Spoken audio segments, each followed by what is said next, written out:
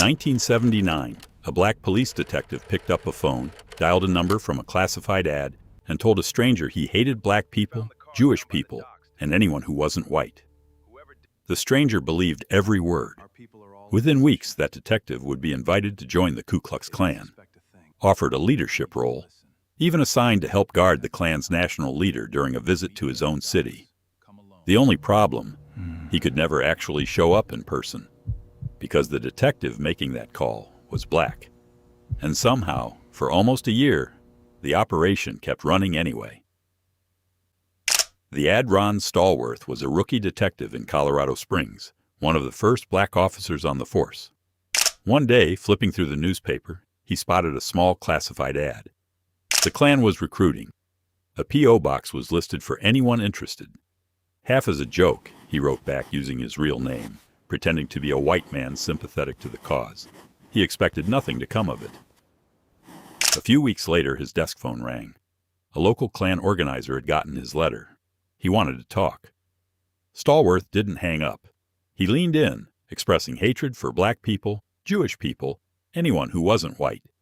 The man on the other end loved it. He invited Stallworth to join. There was just one massive problem. Eventually, somebody was going to expect to meet him face to face. The other Ron Stallworth solution was almost too simple to believe.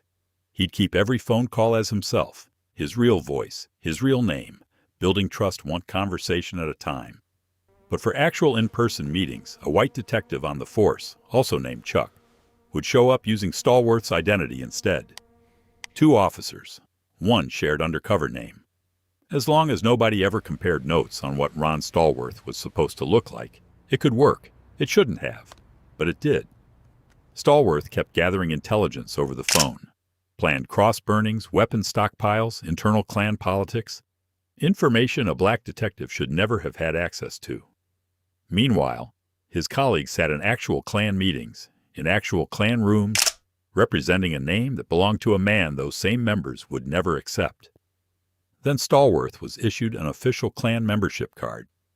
Local leaders started treating him like a rising star.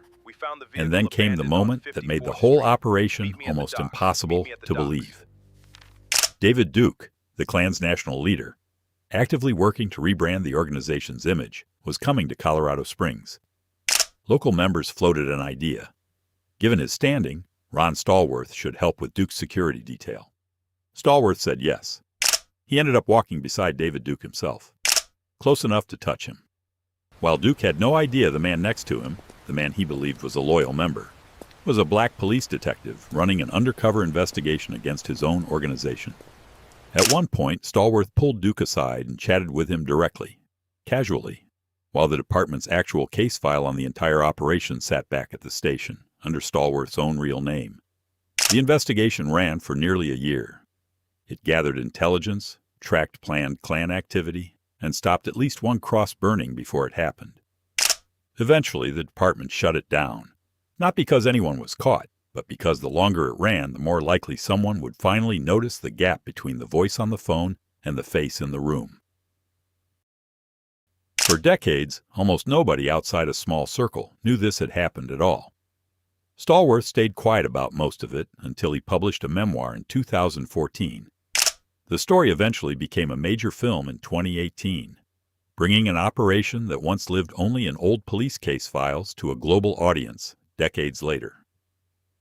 David Duke has disputed parts of how the story's been told, but the core of it, the phone calls, the membership card, the security detail, is documented, confirmed by Stallworth himself, backed by the department's own records. What makes this story land isn't the disguise. It's the plain absurdity underneath it. An organization built entirely on excluding people like him, infiltrated for almost a year by exactly the kind of person it existed to keep out. Not through some elaborate trick, through a phone line, a borrowed face, and a hate group's own certainty about who belonged. The exact blind spot that took it down from the inside. If you enjoy true stories that sound stranger than fiction, subscribe for more.